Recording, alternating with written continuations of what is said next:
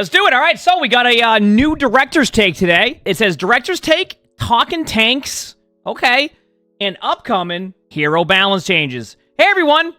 It's been a bit since our last Orisa buff, and we are doing... No, hey, everyone. It's been a bit since our last director's take. We've missed a few of these in recent months. Sorry for the gap. Speaking to all of you will continue to be a priority for the team, which we hope so. It definitely did get a little bit... It definitely did get a little bit more quiet. And I think people really realized that recently, where it was like... They were really good at communicating for a while, then like it just went away for a bit. So, good to see. Let's talk about tanks. Let me rephrase that. A lot of you are talking about tanks. I'd like to contribute from a developer point of view. We've heard from players that the tank role is in a tough spot right now and has been since Season 8 ended. We agree. Huh. It's good to see that. It didn't really like beat around the bush or be like, oh, this and that. They're just like, yeah, no, we agree. That's not to say that tanks were in a perfect spot before Season 9, but the problem now is that most of them just don't feel as tanky as they should. I need to talk about that very quickly, though. It's not even about the tankiness of the tank. It's about what you can do as a tank. So it's like a mix of everything to like... It's not even about tankiness. It's like you just can't catch up on HP. So like, people have been like, oh, why don't they give tanks 1,000 HP? It's like, because you can't even fill a full health bar of a tank now at 700 HP.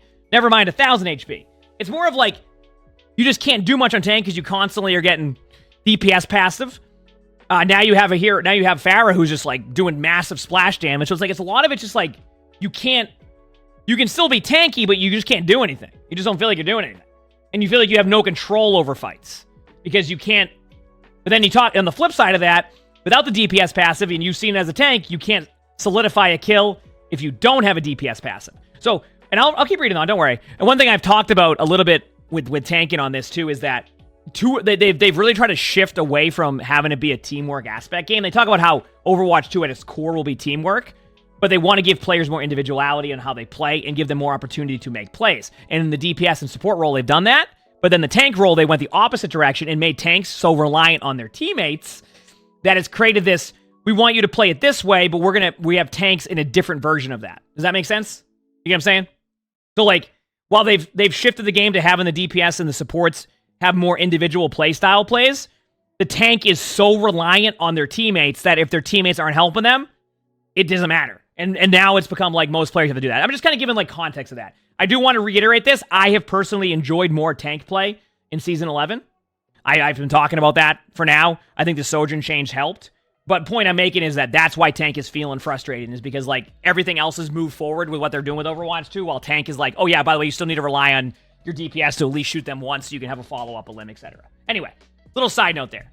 Many times, both support heroes need to focus solely on the tank just to keep them alive, which then we go back to that has made it harder for supports because supports can't go and do those individual plays they were used to from Season 3 to Season 8 because they have to heal their tank. But a lot of supports now are just going, I'm not healing you anymore. Once you take this amount of damage, I'm just going to let you die and I'll just deal with you later. And they just go and do their damage. So in this scenario, both the tank and supports can feel like they have limited options in their gameplay, as they are essentially tied to each other. Exactly. So the tank is very reliant on the support. Supports don't want to have to deal with that. Our internal stats show this as well. We've come up with a new metric since Season 9 that we simply call tankiness. It's roughly the number of deaths a hero experiences compared to how many deaths they ought to experience. There are a lot of stats that go into determining what an expected death is, and I'm not able to go into that level of detail here. The point is that your experience and our data are aligned. And it's very interesting to see that, because sometimes the data and the experience don't line up. Let me give you an example, right? Because I think this is a good talking point in this one, where like the data doesn't align with the experience. An example of that is Mauga, right? The data shows that Mauga is at like that average level of tank, right? So the data, if they went purely off the data, would not justify any Mauga changes, right? Because the percentage is saying it's not. But the experience is what people have been talking about, where it's not fun to play against Mauga, right? And that's what players are having. So sometimes you have it where the data and the experience are aligned, and other times you have it where the data and the experience are not aligned. Mauga is an example of that, right? So it's interesting to see that I've seen some people bring up the point that like, no, tanks are really good, and like people complaining about tanks and they don't know what they're talking about with that stuff. But I've been talking about it. It's the feeling of tank that hasn't felt good, and like that they're kind of verifying that both their data is aligning with what they're seeing. So, anyway, sorry, I'm just kind of getting all this done here in one conversation. It makes it easier on the blog post. Since Season 9, almost all heroes in the game have become less tanky. This isn't all unintended. One of the issues we were addressing at the time was the sheer amount of burst damage and healing available.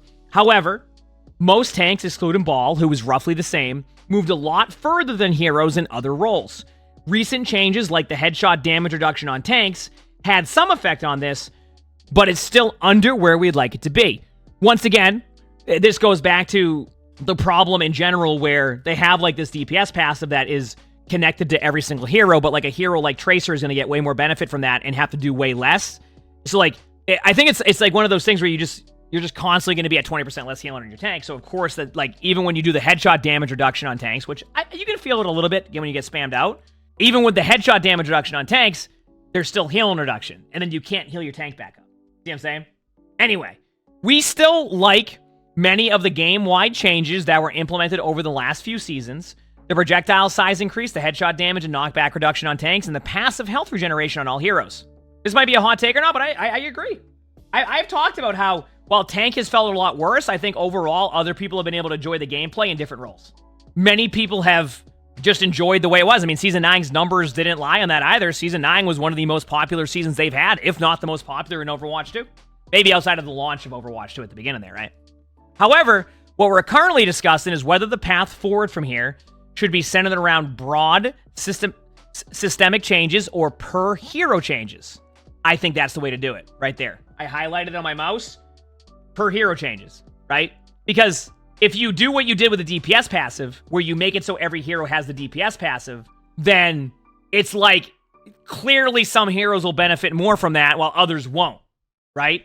So yes, per hero would be a better way to go about that because every hero plays so differently that trying to align one passive to cover like one specific role the whole way through just probably isn't going to be the correct way to go about that, right? Because once again, as a tank player, there's going to be a little bit of a struggle there, right? Against like a Tracer who's just shooting you from a mile away. And you see that happen all the time. Anyway, sorry. We're discussing limited versions of the former. For instance, we're looking at reduced versions of the damage roll passive. However, we'd like to do more of the latter. Individual buffs or nerfs to heroes can have a dramatic impact on their effectiveness compared to a broad change that targets all heroes or a role. Additionally, it further reinforces the differences between heroes. For example, one of the reasons Reinhardt ought to feel tanky is through his shield. Okay. How does this relate to tanks? We're putting together a patch that is targeted at increasing the tankiness of many of these heroes, but we're doing it through individual changes to each of them. Oh, okay. Ideally, these changes would build on a hero's fantasy. Increasing the health of Reinhardt's shield is a good example of accomplishing both of those goals. Okay, I have to talk about that for a second. I don't think people are going to want more shields. Like, I think the major problem is that, like, I could be wrong, but I feel like having more shields will be good for the Rein, but not for, and I know that I'm thinking of it from both ways here.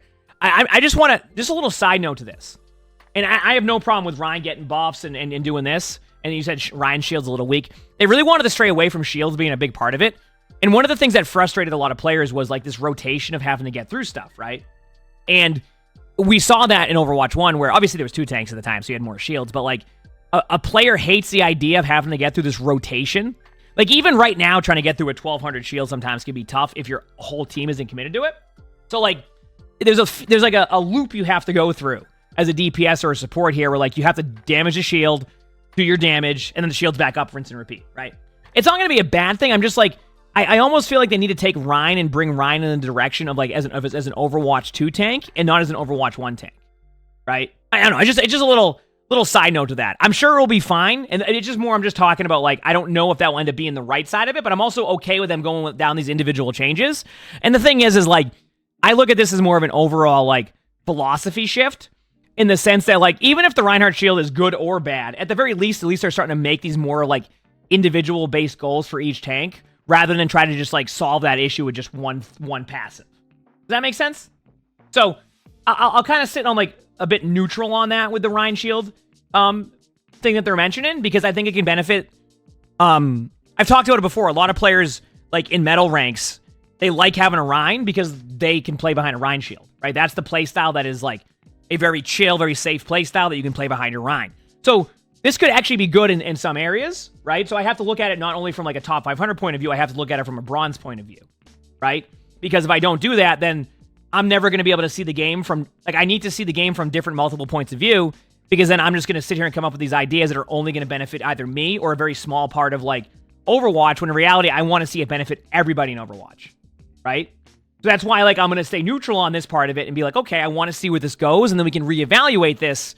You know, they say this is a priority for our balance team, and right now we're targeting either Season 11 or Season 12. So for me, I can at least, I want to see how it goes, and we'll go from there. We'll have more details on some of the changes to expect and more concrete time soon. Also, Chad, are you fine with me kind of going into like this in-depth discussion on each subject? This touches on some discussions we've been having about balance philosophy in general. Balance in the game is very nuanced and doesn't just depend on the total power level or win rate of a hero. We look at pick rate, skill tier, region, and platform, not to mention a myriad of other individual stats like the amount of damage, deaths, and kills heroes have. On top of stats, design goals and community perception also guide our decisions.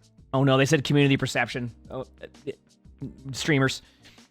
Some of the recent metas have brought into question the different ways we look at balance in heroes that could be considered niche. There are heroes that the community is okay with having both a high win rate and a high pick rate. When Reinhardt hits a 60% win rate, which is considered very high for us and is played often, there are few complaints.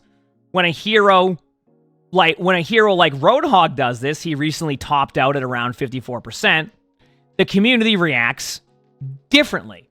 Well, I mean, I can just summarize that very quickly. It's because it's a much more enjoyable experience to have to try to kill a Reinhardt and play into that style than have to sit there and play hide and seek behind a wall and have everything ruined because one of your teammates decided that position and wasn't a thing, and then gets hooked by the Hog, and you're constantly in these 5v4 situations. It's a different experience, straight up, because you have to rely so heavily on that Hog it's just not fun to play against a Hog in comparison to a Rein. That's why people complain more when Hog is, like, even if Hog is losing in your games, you're just like, this doesn't feel as fun, right? Doesn't mean you don't want to find spots where Hog can be really good, but I think it's going to be a little different. There are heroes that the community deems more fair, or at least frustrating, than others. The mechanics of some heroes, especially at really high levels of play, require us to pay more attention to them. We still want every hero to be competitively viable, and we love that some of our heroes can be the right situational pick, but we think it's healthier for the game for us to proactively and in a more timely manner manage certain heroes and prevent them from dominating. So, I do want to say that. I do want to say one thing about that, is that people haven't quite seen that yet because we've been in that rotation. And at the same time, you're probably not seeing that Roadhog, Orisa, Mauga rotation happen as much in, like, Gold, for example, but, like, it's still going to be a frustrating experience, and that's why it's become such a huge subject that, like, they kind of were, like, just prioritizing Roadhog, Mauga, and Orisa, which we saw every single time they would do that. Now, it doesn't necessarily mean that they were prioritizing them. It just felt like they were, because every other one of the changes they would make towards tanks didn't feel as impactful. So you still ended up running into the same situation over and over again on top of the issues tanks ran into.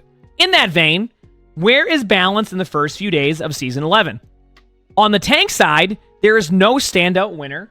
Thank you. With Diva, Sigma, Winston, Junker Queen, Reinhardt, and Zarya in the upper half, their win rates are between 50 to 55%. Which, by the way, remember how I said Season 11 has felt much better right now as a tank? I have not been BSing. The win rates being a little bit better for these tanks that were just listed off is exactly what it feels like now. A lot of the heroes that were kind of like pushed to the side while Orisa, Roadhog, Mauga were just running it down mid in games. This is where it's felt better. And I don't know if this is the correct statement here, but I actually think the nerf to Sojourn was a huge part of this. I think the burst damage from Sojourn made it really difficult for a tank. So in the top 500 side of it, as a tank player, you couldn't even like win in these heroes unless you went certain heroes or with survivability. Sojourn struggled a little bit more on, like, let's say, like, Plat, but I would say that in top 500 now, tank has felt better because of that. They say with damage, Pharah continues to excel at around 58%, which everybody notices that now. I would not doubt it if they make some changes to Pharah. One of the problems that people are running into right now with Pharah is that Pharah has really, really good splash damage. So I explained it earlier in my rank game. It feels like I'm playing 2 CP at all times against a Pharah. So for anybody who doesn't know or played 2 CP, the way that 2 CP was designed around was to have these really... 2 CP was designed around the idea of having really small chokes, and you have to get through them. So right now... And you would just take a bunch of spam damage at the choke because that's where all the damage is funneled. Right now, Pharah has such like a wide radius, it feels like. Maybe I'm wrong. Maybe I look at it, it's very small. But it feels like you're constantly taking damage, which means that there's no good hiding spots on maps because Pharah is constantly doing that. And then when you do even get to a spot, they boop you out of it, right? So the win rate being at 58%, I can definitely see. Reaper is at 55%, which not surprised. They made Reaper a little bit better against squishies, and like in, let's say, Silva, for example, I think Reaper will run wild. And then Mei at 50%. Okay, I mean, honestly, don't try to buff Mei anymore. If Mei's at 50%, we'll take that.